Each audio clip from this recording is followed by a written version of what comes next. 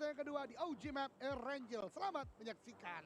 Yes, betul. Dan bisa kita sama-sama lihat juga dari jalur pesawatnya udah jelas mengambil ke bagian area selatan dari pulau SMB-nya itu sendiri. Dan sendiri berarti untuk tim GPX yang bermain itu mereka dipermudah dan kira-kira dengan flight path seperti ini, Novo, siapa yang akan mengisi ke bagian area pertahanan di tim NFT-nya, Kak?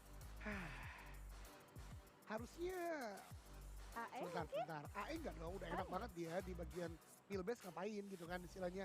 Kalau gua ya mungkin ngelihat Voin bisa bermain di Voin? sekitaran Milta ya kan. Oh, Karena menarik. GPBR kan agak kanan lagi tuh ke kanan Milta sana, powernya. betul. Tapi Novo ya kalau sebagai kota utuh menurut gua sih harusnya nggak diisi sih. Harusnya mereka tetap ke tempat masing-masing lebih ke arah, Lebih ke arah. lebih ini Win, lebih ke arah mereka nggak terlalu aware dari bagian belakang. Nggak ada yang backstep, karena kan Novonya nggak ada yang isi, istilahnya gitu. Oh iya ya, menarik. Dan juga kalau kita berbicara di Erangel ya, untuk tim-tim tuh ada 2 tim yang mereka nomaden. Suka berpindah-pindah tempat drop zone-nya. Oh ini salah satunya. Voin mereka Nggak ada sih, kok nggak ada sih? Voin bermain harusnya. main. Main di Milta tapi dia kosong, nggak diisi oleh tim Voin. Berarti udah mulai ada gameplay yang terlihat berbeda lagi. Oke. Dipertontonkan oleh tim Voin dan Alter Ego. Mereka mengisi ke bagian sebelah kiri dari Giorgio Paul karena mengingat Onyx tidak bermain. Dia akan mengisi ke bagian area komplek perumahan dari Giorgio Paul-nya. Sekarang akhirnya dipatahkan ya, karena akhirnya gue tadi lupa satu hal Windy. Kalau GPBR mau langsung ke arah tempat mereka di Milta jauh, mereka butuh vehicle. Oleh karenanya mereka lebih nggak aware lagi untuk ngambil vehicle dan baru bergerak itu dia. Kelihatan Voinnya jaga di sekitaran Jembatan. pertigaan, ada DG juga. Berarti masih padat. Untungnya vehicle didapatkan GPBR, tapi GPBR hati-hati nih. Di pertigaan situ weaponnya cukup bagus loh. Dan ternyata ini dia GPBR melewati ke arah bagian bawah dan Voin aware akan hal tersebut. Dia punya AKM. Ini dia road rate udah low HP banget, dikejar terus. Seorang Kean sepertinya di sana dan Kean tertunduk di sana untuk dipulangkan ke lobby di game kali ini. Kean kan itu ya? Iya kan? Kean betul sekali dari GPBR. First blood untuk FJ dari Voin Esports.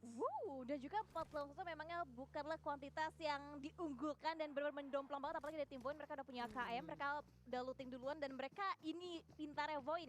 Mereka membaca gameplay dari masing-masing tim ya kan. Mereka tahu GPBR kalau misalkan mereka kesulitan untuk ke Milta Power, pasti mereka akan coba mengambil ke bagian area checkpoint dari jembatan dari pulau penyambung dari Novonya. Betul, Dan betul. dihadang pergerakannya oleh tim Voin. Iya, itu GPBR unexpected banget sih.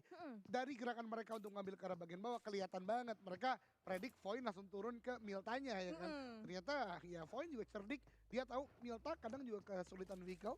Oleh karenanya ngambil di sekitaran perempatan. DG agak main ke farm, jadi mereka cukup aman. Tapi sebelumnya tadi ada yang lewat, teman-teman semua jangan lupa untuk ikuti event dari Blackpink. Sekarang harusnya masih ada nih di stasiun Duku Atas dan beberapa tempat lainnya. Hari ini terakhir untuk catch up yang pertama. Nanti ada hari-hari berikutnya juga. Dan jangan lupa bisa nonton konsernya di in-game juga. Betul, dan juga sudah ada pergantian pemain untuk tim 21 di mana Foxe yang bermain menggantikan posisi seorang Linux untuk di game yang kedua di Erangel yang pertama. Ini kalau di istilah e-sport mendunia, the old man is back. Foxe Foxe. kembali bermain. Ini satu player yang udah melegenda juga secara nama. Kalau teman-teman semua ikutin PUBG Mobile cukup lama, dia udah sempat bermain di EVOS kala Ya. itu. Kemudian berpindah di beberapa tim community, sekarang bermain di 21. Pun juga GPX mengeluarkan Hands for You terlebih dahulu dan Bosku. Satu player X Boom di season sebelumnya sekarang main di GPX. Ya, betul, memperkuat line up GPX untuk di game yang kedua. Pasti yang ingin mendapatkan hasil lebih maksimal lagi. Dan untuk saat ini GPX juga masih nyaman. Mereka melooting di bagian area selatan dari pulau SMB-nya itu sendiri tanpa ada gangguan sama sekali. Dan mengingat jarak 1,8 km. Jarak yang cukup jauh harus tempuh oleh tim GPX untuk bisa masuk ke dalam zona yang pertama. Itu dia, apalagi kan bergerak ke arah bagian zona kiri atas ya. Justru sekarang yang diuntungkan adalah pilihan Windy. Dari Boom Esport, di mana Boboho masuk, Hexas keluar. Tapi yang menjadi keuntungan di sini adalah bukan maksud gua ke arah playernya, lebih ke arah drop zone mereka. Mereka bermain di bagian kiri atas dan sekarang diuntungkan oleh zona. Mereka mungkin nanti bisa bermain di sekitaran Georgie atau bermain ke arah sekitaran scrapping area kiri dari Giorgio Paul juga. Jadi ya masih banyak lah pilihan dari Boom pun juga HFX di sini tergantung nanti zona kedua, ketiga ke arah mana Win. Ya betul, Zarki ya tadi mendapatkan tempat drop zone dari Boom sendiri. Dan kalau misalkan kita mention dari Boom sendiri itu, kalau zonanya ke selatan Kak Doge, Boom kewalahan, Boom susah. Dia pengen dengan tempo yang lambatnya, dengan letter rotation-nya itu nggak bisa. Karena sempat kita lihat dengan zona ke SMB, mereka geraknya cukup lambat.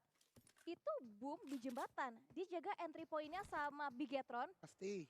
Satu dapat 2 Bigetron. Betul. Di belakang dijaga lagi sama tim ARQ. Kemarin ya. Kemarin. Kemarin itu benar-benar sulit sih. Tapi menurut gue itu wajar sih. Kenapa beberapa media mungkin teman-teman yang menanyakan pendapat gue kayak masalahnya GD, EVOS, ini menurut gue gak sedikit loh keluar masalah mereka atau datang masalah mereka dari drop zone. Karena tempat-tempat pojok itu masalahnya adalah kalau zonanya pojok lagi. Pojok di lain gitu ya. Iya. Sekarang gini deh, kalau kita ingat awal-awal PMPL, Oke. kalau udah mulai ke Milbase, betapa hancurnya permainan Aura, betapa hancurnya permainan teman-teman Morp dulu di bagian Giorgio Ball, karena jembatannya semuanya udah dijaga gitu loh. Itu udah sesimpel itu, maka daripadanya kita nggak bisa ngelihat satu game itu doang. Harus ada balancingnya lagi game-game berikutnya, karena akan ada keuntungan itu datang ke tempat kita gitu loh. Dan kalau udah dapat momentum seperti itu, makanya nggak boleh sampai gak maksimal. Oleh karena liga itu naik turun biasa. Tapi kalau dapat momentum gak dimaksimalkan, itu justru yang menyulitkan tim kita. Balik lagi ke eksekusinya memang harus tepat ya untuk masing-masing tim. Karena kemarin memang eksekusi yang tepat itu dari tim Scarlet Gaming. Dia melihat dari bagian Alipson Fit, dilihatin juga di bagian area jembatan, itu ada boom nggak lolos, DU juga nggak lolos, mereka lewat jalur airnya. Alternatif lainnya, Onyx pun sama. Nah, atau seperti itu berkata Windy, ketika lihat dari eliminasi, mungkin nggak lewat air. Untungnya kemarin ya, koin tuh nggak lama-lama ngeliatin air, iya kan?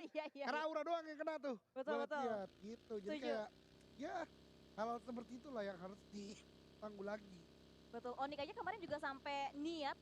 Mereka rotasi ke bagian selatan, mereka sempat ngambil checkpoint di Very Pier dulu, udah kosong dari EVOS, mereka ngambil kapalnya untuk nyebrang ke pulau SMB-nya.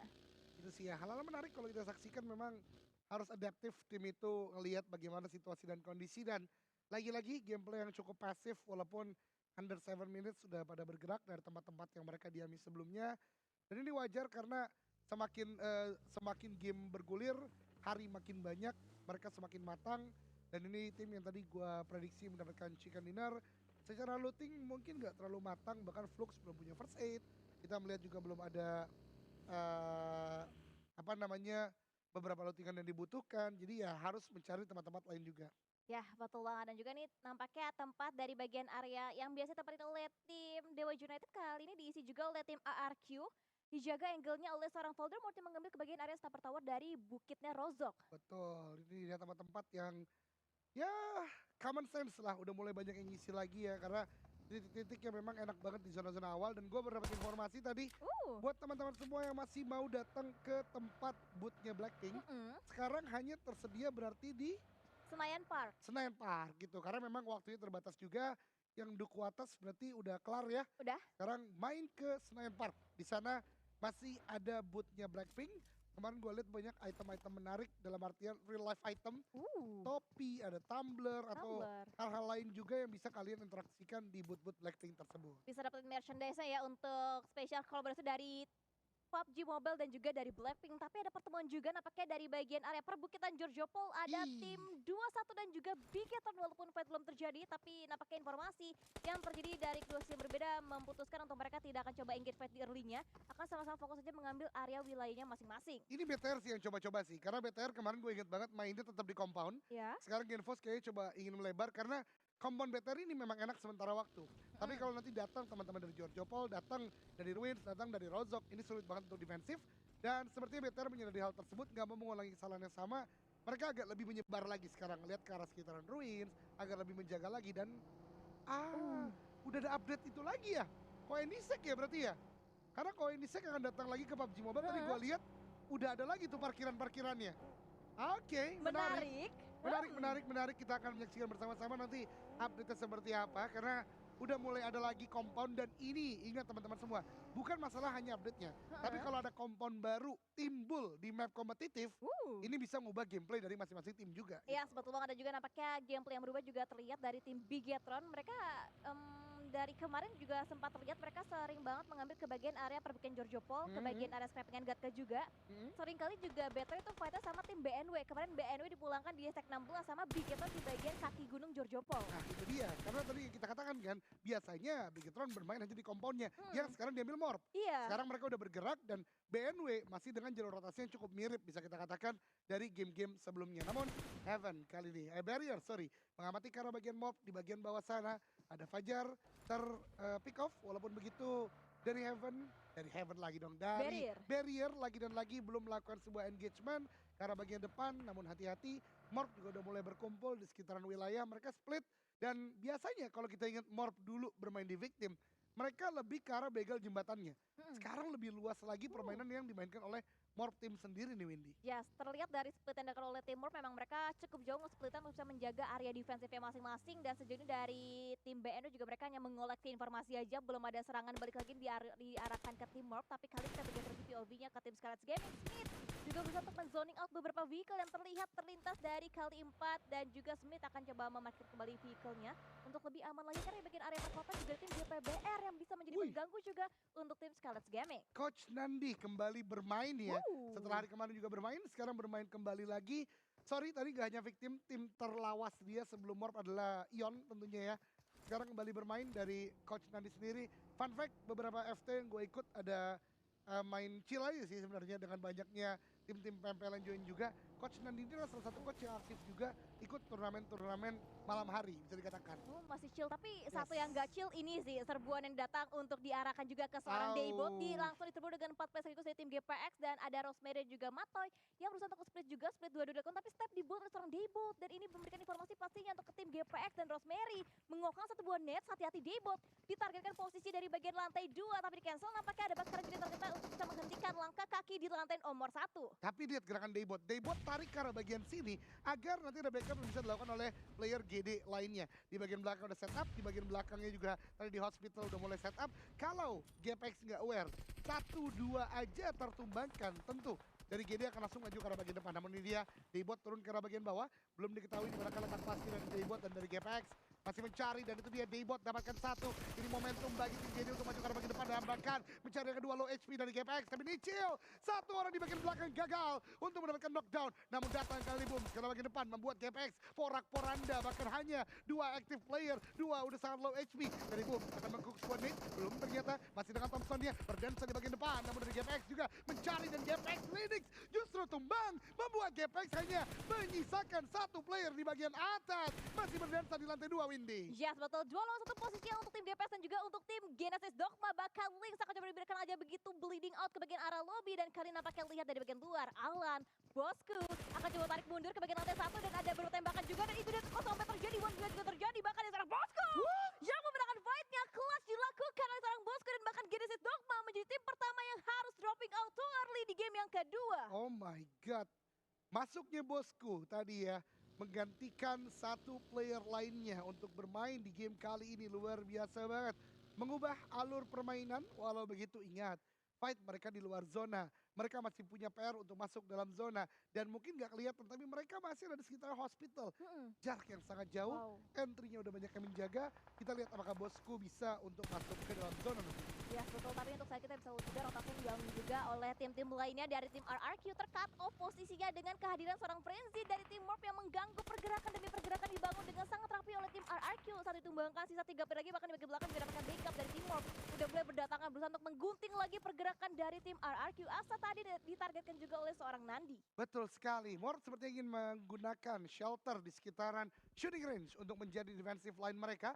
Namun begitu, pengusiran mereka tadi cukup on point ke arah player-player dari RRQ. Sementara kita bergerak ke arah sekitaran, ini bisa gua katakan utara dari Giorgio Paul. Kali ini udah ada HFX dan juga 21 Esport yang berdekatan lagi-lagi. Ketika berbicara zona ketiga, mungkin bukan commit fight yang dilakukan, lebih ke arah pressure agar lawan gak mengambil tempat yang sudah kita diami.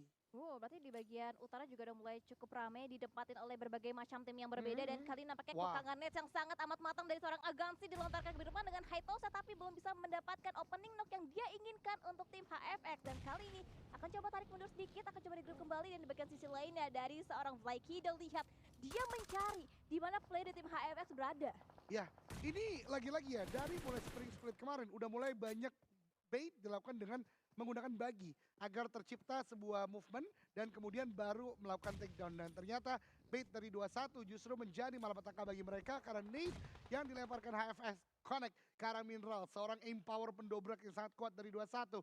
Namun lihat HFX udah mulai mencari mereka letak lawan-lawannya. Smoke sudah mulai bertebaran, tapi Harvest di bagian belakang melakukan flank yang sangat sempurna. Kalau 21 nggak aware terhadap flank ini akan menjadi malapetaka besar bagi 21 yang kali ini hanya aktif secara player, yaitu 3 saja. Yes, betul. Dan juga nampaknya upaya revive juga sudah dilakukan juga oleh player di tim 21, bahkan di bagian sisi belakang. Foxe di lockdown juga Ini posisinya dia. oleh seorang Harvest, tapi masih belum ditembakkan juga peluru panas dari Envor yang ditahan momen yang tepat. Dan Foxe itu di area yang benar-benar terbuka dan bisa mendapatkan satu buah clear angle dari seorang Harvest, tapi ditahan, belum ditembakin juga effort dari seorang Harvest. Yap, total damage sudah mulai keluar dan average ranking point keduanya mungkin gak terlalu maksimal di beberapa game sebelumnya. Namun kali ini dipaksa untuk melakukan fight dari Foxe, terkena headshot, satu body shot lagi dan knockdown didapatkan oleh tim HFX. Harvest kali ini mulai melakukan pengamatan dari bagian belakang. Flykido bahkan belum melakukan healing, tapi ternyata gagal dari HFX untuk terus melakukan maju ke arah bagian depan.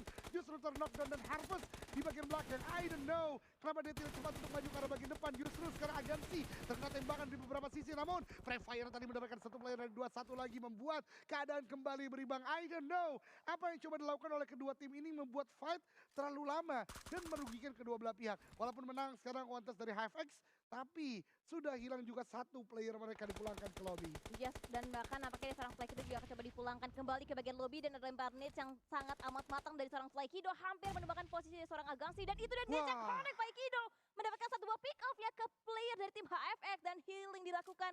Hanya 3 menit saja yang tersisa dari punggung seorang Flykido, ditembakkan dengan Free Fire dengan M4-nya, tapi di bagian sisi kanan Heaven, Harvest bisa menjadi pengganggu juga untuk pergerakan demi pergerakan dibangun oleh seorang Flykido, dan itu terlihat dengan sangat bebas dengan kalimat yang dieksekusi dengan sangat maksimal oleh seorang Heaven dari tim HFX. Tapi zona keempat menuju ke zona kelima, Windy. DPS tentu udah sangat sakit, kemudian juga entry point udah banyak dijaga. Berbicara shooting range sekarang ya kita lihat. Bahkan tadi Bigetron udah touchdown di bagian pinggir-pinggir masih dengan Morph dan juga RRQ. Dan lihat di bagian tengah, BMW mengamankan sebuah compound. EVOS cerdas sekali. Lyzak di bagian depan, duanya di bagian belakang. Ini udah menjadi sebuah culture lagi. Setiap tim punya backbone, punya jangkar di bagian belakang yang siap untuk menumbangkan lawan-lawan. Dan HFX, gue katakan tadi, sulit masuk, ada alter ego, mereka rata. Karena terlalu lama fight yang terjadi juga untuk tim HFX, emang bisa di backstep juga posisinya oleh tim Alter Ego. Dan kali ini kita bergeser lagi POV-nya ke fight yang berbeda. Ada tim Morph yang juga bertemu dengan tim Vointensky. Dipulangkan begitu saja posisinya oleh seorang Frenzy, dan ini dia dari seorang Frenzy akan coba ngeflank lagi dengan menggunakan baginya, akan coba segera bergerak rotasi lagi, tapi akan coba mengulur lagi karena Voint bisa menjadi pengganggu yang sangat amat getol juga untuk tim Morph. Dan bahkan keduanya sekarang ada di pinggir zona keempat. Mereka berusaha untuk masuk, ada beberapa utility yang dilemparkan, namun belum connect secara sempurna. Walau begitu, Voint sudah kalah secara jumlah. Dari Morph akan coba meluas lagi, ada nade 2 kali bahkan splash damage yang mengenai seorang Fajar. Walau begitu belum ada knockdown, tapi ingat, ketika bermain di Severny, terlalu lama berada di titik ini, kemudian zona berikutnya berpindah ke arah bagian open field. Sekuat mana sebuah tim bisa keluar ketika seluruh open field di sekitarnya dijaga oleh tim lain. Ketika fight berpindah, SG melawan DU. DU tumbang satu, Pedong sudah dibalaskan. Karena ada crossfire juga yang terjadi ternyata. Tidak hanya DU dan SG, tadi ada satu tim lain juga di shooting range yang menjaga titik-titik ini, Windy. Saling tradisi satu sama lain antara dua tim yang berbeda juga, dan kini nampaknya seorang Martin akan mengambil angle di bagian high ground. Dilihat Ucup dan juga Nox di dalam satu buah smoke, dan belum ditahan juga, belum ditembakin juga dengan mini 40-nya. Ditahan karena smoke-nya mungkin masih membuat ragu untuk tembakan-tembakan dari seorang Martin. Ya, itu dia yang gue katakan. Ada Martin kali ini dari SG yang menjaga di bagian belakang. Udah menjadi sebuah culture lah ya sekarang untuk tim pro. Mempunyai satu player sendiri di bagian belakang untuk bisa menahan lawan-lawannya. Dan poin kali ini menang secara kuantitas, mereka PD 3 orang maju ke arah pertahanan dari Morph. Tapi Morph terlalu kuat untuk ditembak begitu saja. 2 lawan 1 masuk ke arah bagian dalam dari Alpha. I don't know, malah vaulting ke arah bagian belakang membuat poin kali ini menyisakan 1 orang saja. Low HP dari seorang K9, tapi 1v1 situation. Ada jump shot dilakukan dan rata. Poin pulang ke lobby oleh Morph. Tim kali ini di bagian Severny, Windy.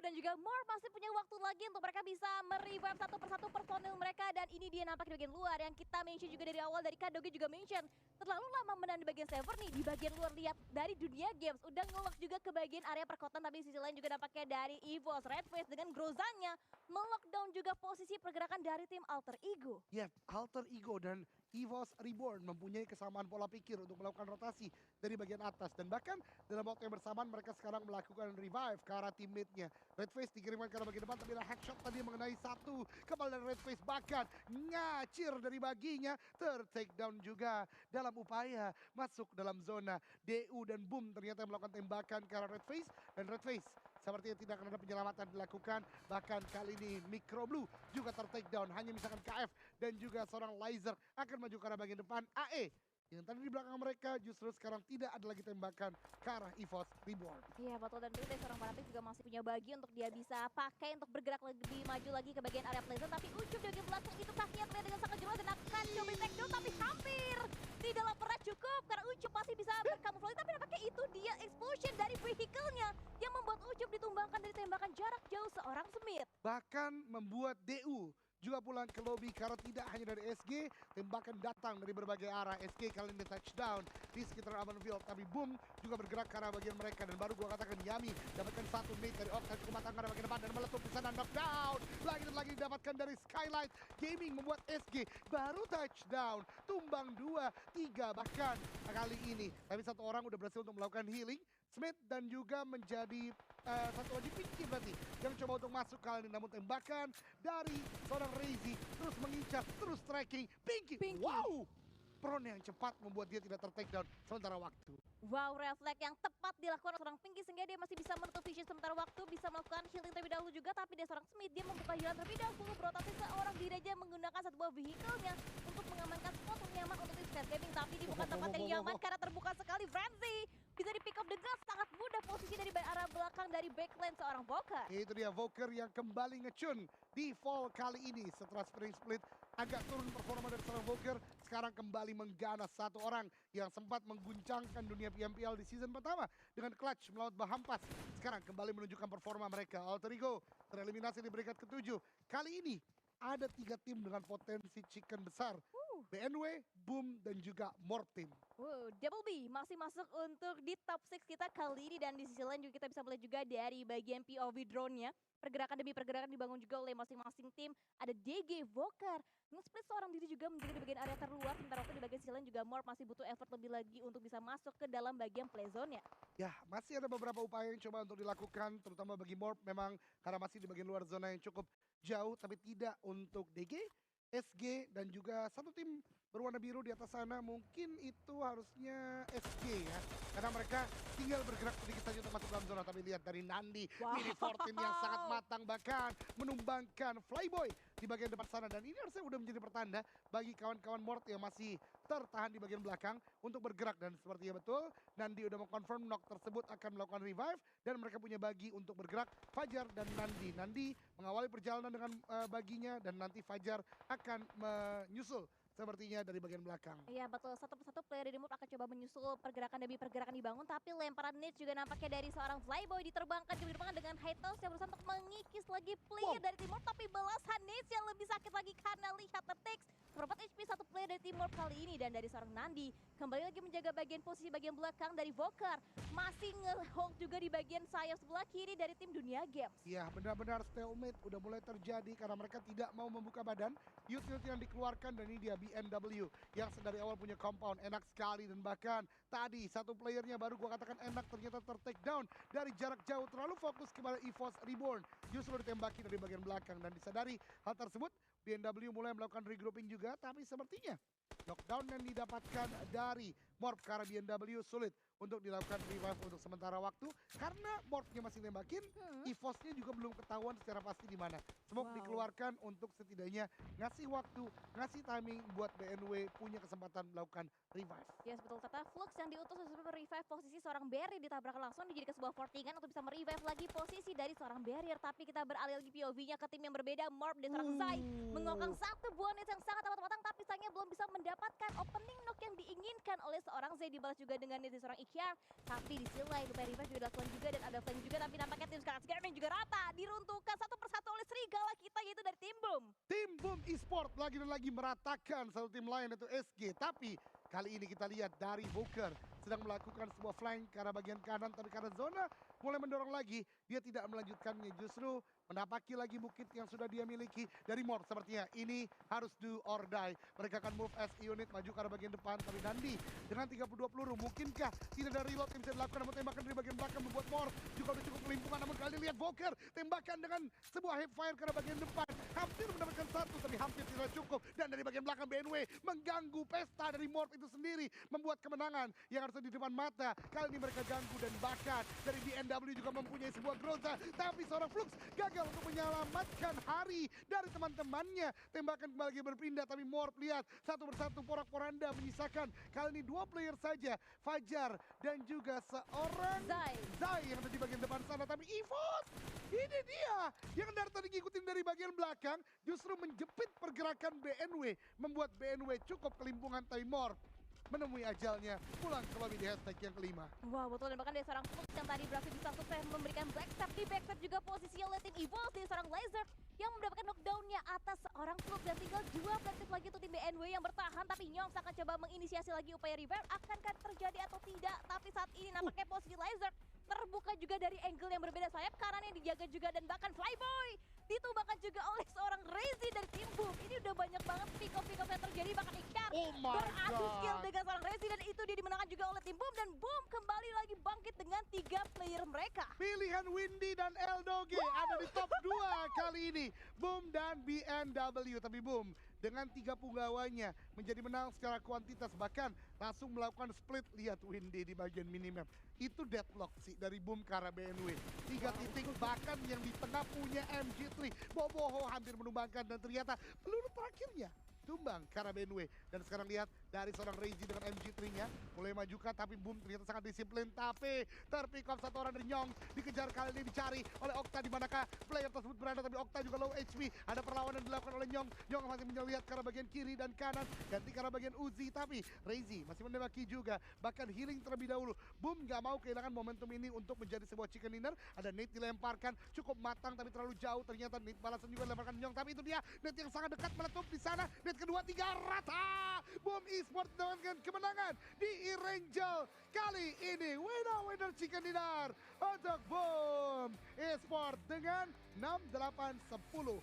eliminasi. Ya betul, dan juga untuk di peringkat kedua ada tim BNW dengan total 7 poin eliminasi juga untuk tim BNW, dan ini dia Boom kembali lagi bisa mendapatkan area kekuasaannya di bagian utara. Tim utara mendapatkan chicken dinner untuk di game kita yang kedua. Betul banget, dan ini kayaknya prediksi caster tertepat ya sejauh ini ya. Iya.